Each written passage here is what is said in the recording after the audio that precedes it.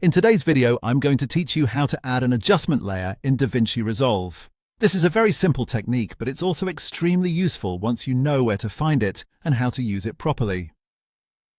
An adjustment layer, called an adjustment clip in DaVinci Resolve, lets you apply effects above your footage without changing each individual clip one by one. That makes it a great option when you want to add the same look or effect across multiple clips on your timeline.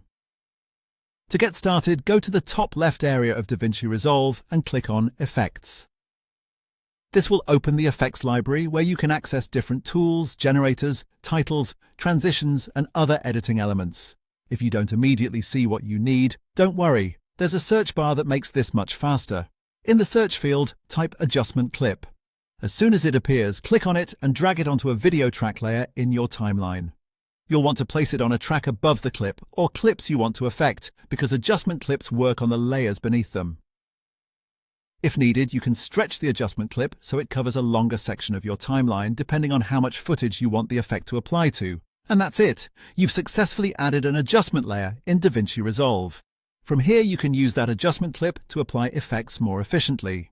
For example, if you add color adjustments, blur, zoom effects, or other changes to the adjustment clip, those changes will affect everything underneath it for the duration of that clip. This can save a lot of time during editing and also helps keep your timeline more organized. One helpful tip is to make sure you place the adjustment clip on the correct video track. If it's below your footage instead of above it, it won't work the way you expect. Also, if you don't see the adjustment clip affecting anything, double-check that it is actually covering the clips underneath on the timeline. So whenever you need to apply one effect across multiple clips, using an adjustment clip is one of the easiest ways to do it in DaVinci Resolve.